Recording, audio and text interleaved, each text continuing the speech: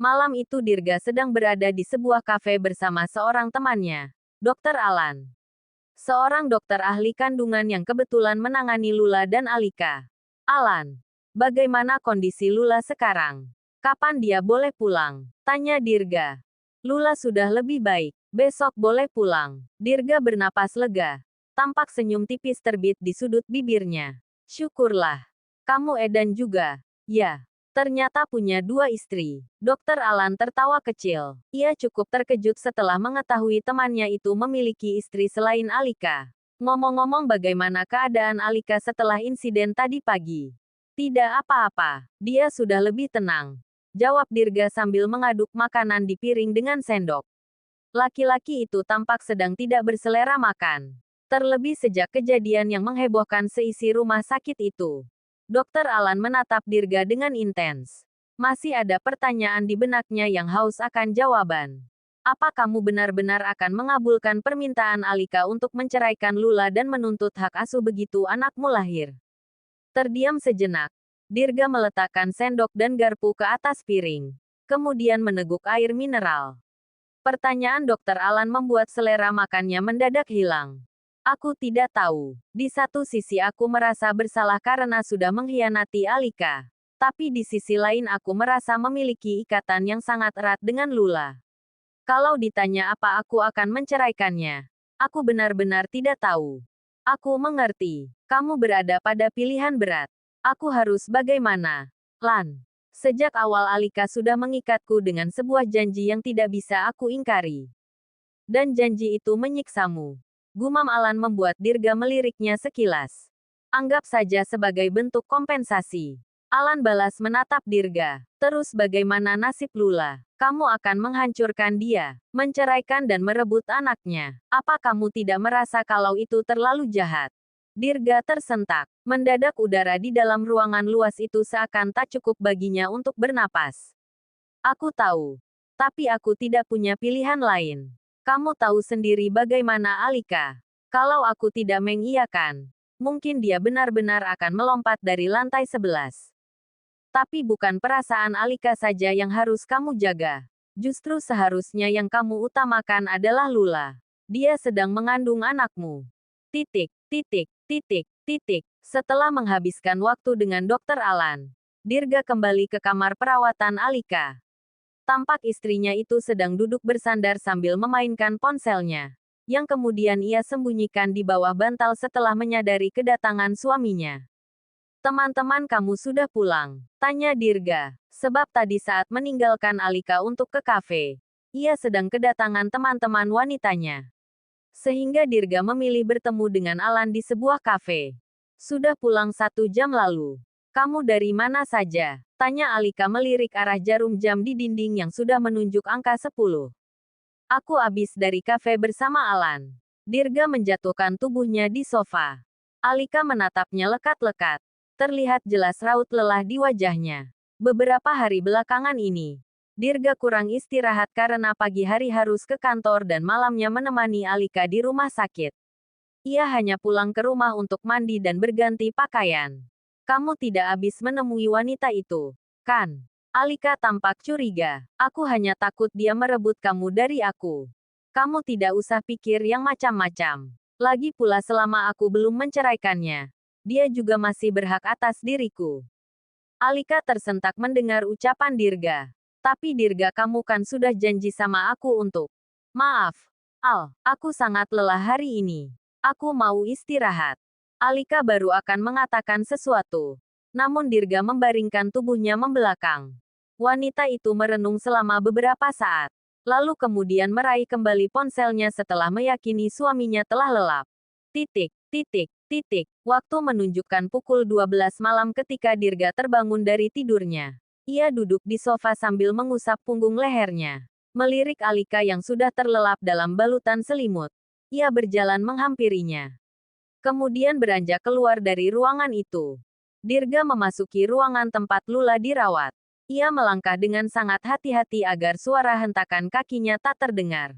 Terlihat Lula pun sudah tidur. Dirga duduk di sebuah kursi di sisi pembaringan dan menatap wajah wanita itu. Tangannya terulur mengusap rambut.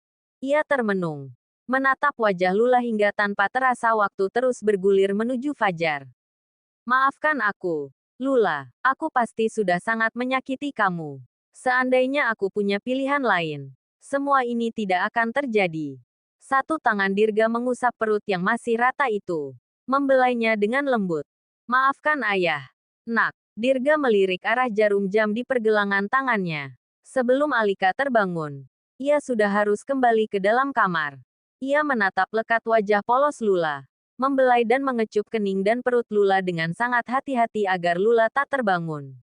Dirga pun membenarkan selimut yang membalut tubuh istrinya sebelum keluar dari kamar. Selepas kepergian Dirga, cairan bening terlihat mengalir melalui ujung mata Lula. Ia membuka mata dan menatap pintu. Sudah 3 hari ini ia menyadari kehadiran Dirga yang setiap malam diam-diam datang dan menemaninya hingga hampir pagi. Namun, Lula pura-pura tak menyadari. Dirga terkejut saat memasuki ruangan Alika dan mendapati istrinya sudah bangun. Biasanya Alika tidak pernah bangun sepagi ini. Apalagi di luar masih terlihat gelap. Kamu dari mana? Tanya Alika. Bukannya menjawab, Dirga malah langsung duduk di sofa. Lalu mengeluarkan ponsel dari saku celana. Kamu kenapa bangun sepagi ini? Kamu belum jawab pertanyaan aku. Dirga, kamu dari mana? Aku habis cari udara segar. Oh ya, Mama barusan kirim pesan. Katanya beberapa hari lagi akan kembali dari luar negeri. Ucap Dirga membuat mata Alika membulat. Setelah memeriksa dan memastikan keadaan Lula sudah membaik, akhirnya dokter mengizinkannya untuk pulang hari ini.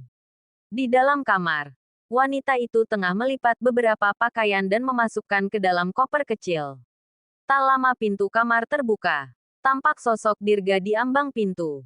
Kamu sudah siap? Lula menoleh sekilas. Tanpa menjawab pertanyaan suaminya, ia menurunkan koper ke lantai dan menarik gagangnya. Sini aku saja yang pegang. Dirga menarik gagang koper milik Lula. Aku akan antar kamu pulang. Tidak usah, Mas. Lula merebut kembali gagang kopernya dari tangan Dirga. Aku bisa pulang sendiri. Kamu urus saja istri sah kamu. Lagi pula dia akan marah kalau tahu kamu mengantar aku pulang. Dirga terdiam. Ia memang sembunyi-sembunyi mendatangi Lula untuk mengantarnya pulang. Tapi aku tidak akan membiarkan kamu pulang sendiri. Setidaknya kalau kamu tidak mau aku yang antar. Di depan ada sopir. Aku akan memintanya mengantarmu. Tidak. Aku akan naik taksi online. Permisi, Mas. Lula menarik kopernya keluar meninggalkan Dirga.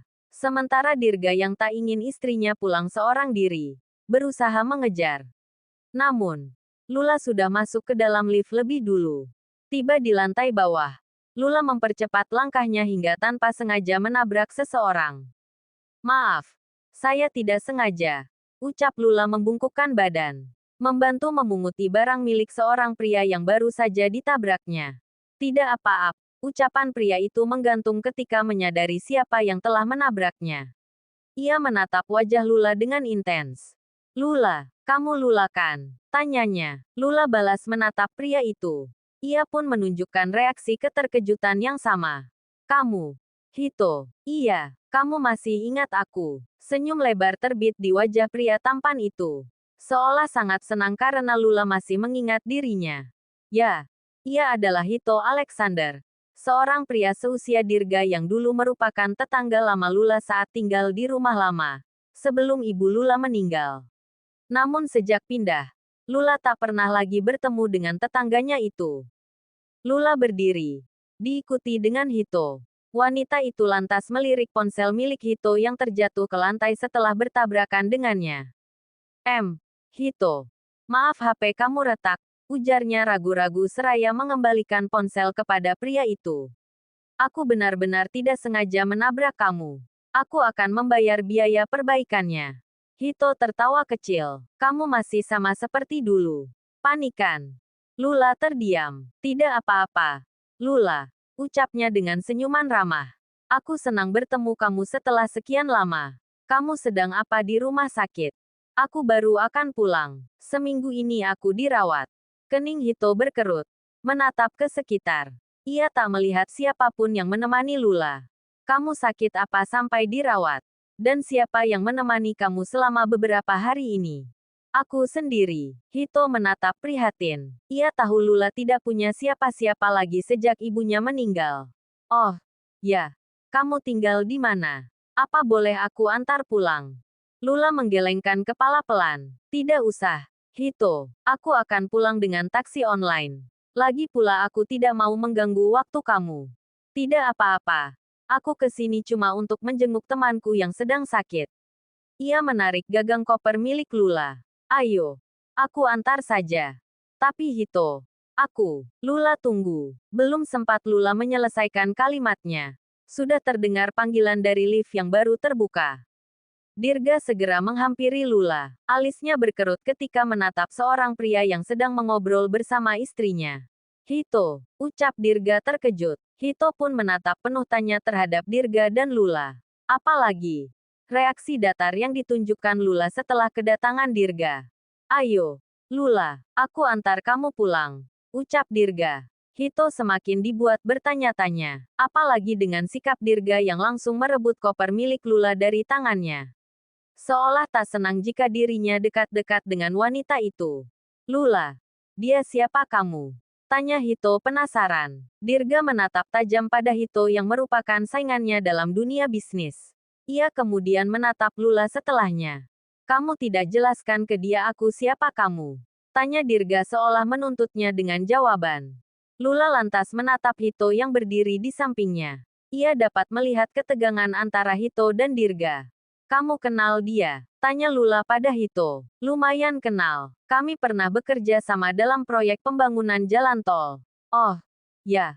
Kamu belum jawab. Dia siapamu? Lula terdiam beberapa saat. Lalu tanpa menatap Dirga ia menjawab. Bukan siapa-siapa aku. Dirga tampak sangat terkejut sekaligus marah mendengar jawaban Lula yang tak mengakui status Dirga sebagai suaminya. Apa-apaan kamu? Lula, bagaimana kamu bisa bilang aku bukan siapa-siapa kamu? Kesal Dirga menikam Lula dengan tatapan. Ia menggenggam pergelangan tangan Lula dengan erat. Lula pun menatap Dirga, sama seperti biasanya. Datar tanpa ekspresi. Jangan mempermalukan diri kamu sendiri, Mas. Kamu yang minta status kita dirahasiakan dari semua orang. Hari ini, kalau aku bilang kamu bukan siapa-siapaku, kenapa kamu harus keberatan?